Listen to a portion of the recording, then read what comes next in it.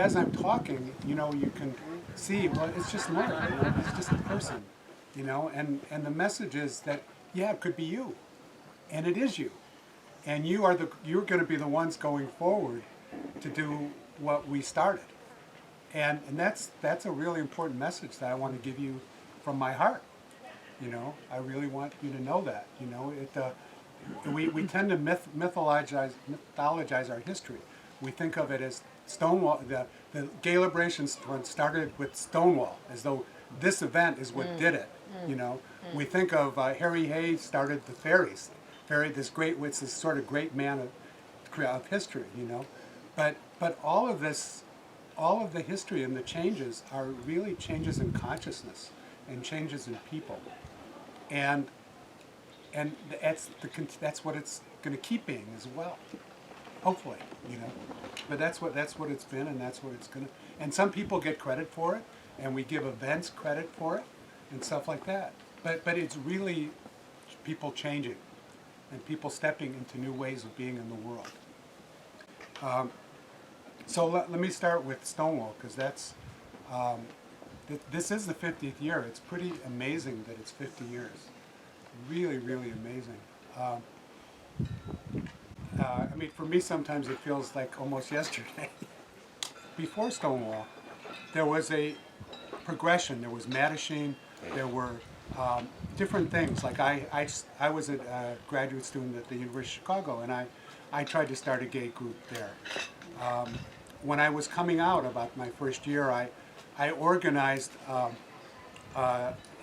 thing of gay men to go on a picnic, which was a really big deal in 1965, 66. And people were very scared about doing that kind of thing. You know, we called ourselves the Bachelors, and we did this whole thing, you know. But it was like a first step out of the bar scene, a first step out of just the sexual objectification, which was so much what gay life was for gay men. But so there was that was going on. There was also the civil rights movement and starting Black Power, and there was the women's movement that was starting to gain some strength. So that there was these kinds of things were going at that time. And then the Stonewall happened. Now, the police had raided bars many times before that. I was at a party that was after the bar, and they arrested everybody at the party. And this was a common kind of thing. It was not uncommon at all. And everybody passively just walked into the paddy wagon.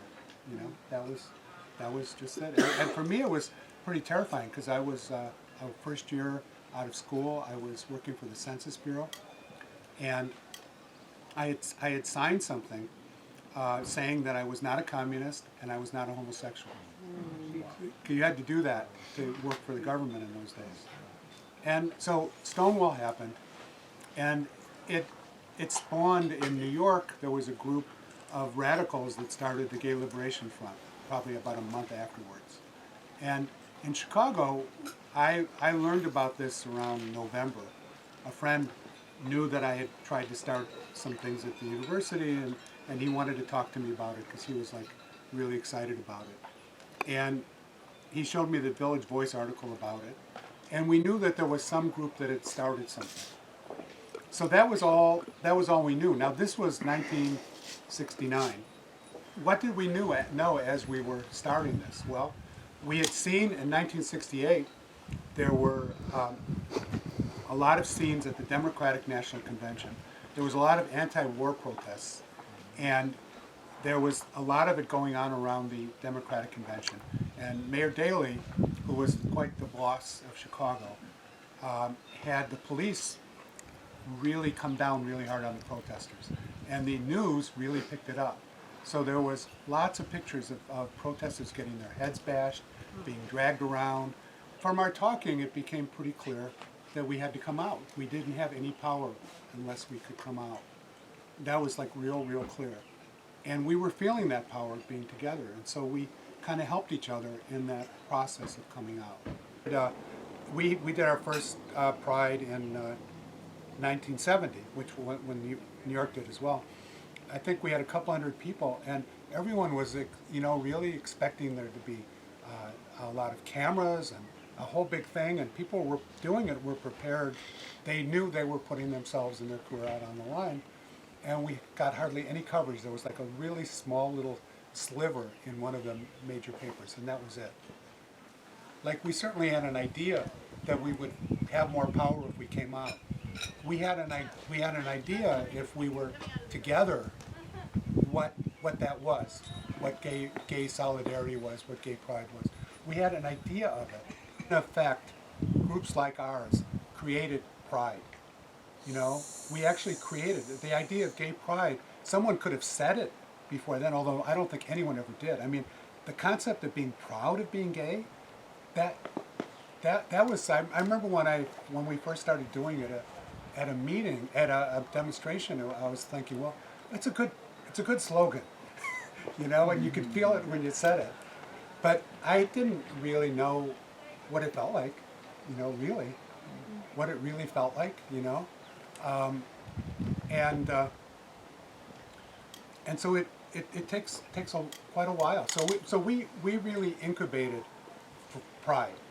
We came up with the idea, but much more than that, we were living it. Where we're starting to live it, and other people were starting to live it, and it kind of got into the culture, Another thing is the movement started from really far from the left, and the initial rush of the movement was a whole critique of society.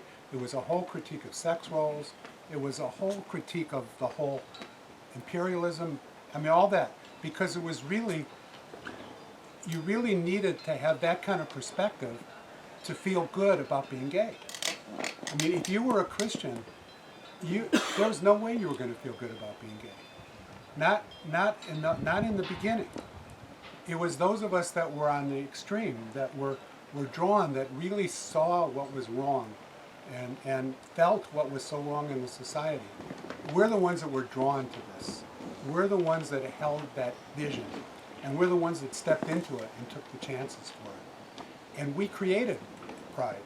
We created those feelings that became more and more available to people. It's being among people that support you. That's one piece of it.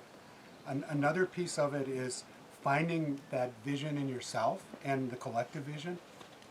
And it's also, I want you all to realize that the people that hear the vision, if you're, those of you that are here, you're hearing a voice, you're hearing a vision of something. You're a small group in this society. We were a really small group. We were tiny, we were a really small group. Our first demonstration was 200. The first gay pride was 200. In Chicago, the second year, it was like maybe 1,200, and we thought it was a miracle. I mean, it was amazing to see so many people, But if you're hearing this vision, if you're feeling it,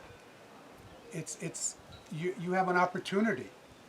You could be really leading something. You have something that could be transforming the society, our culture, And it's not like I knew, it's not when it happens. We didn't know that it is. We hoped something big was happening.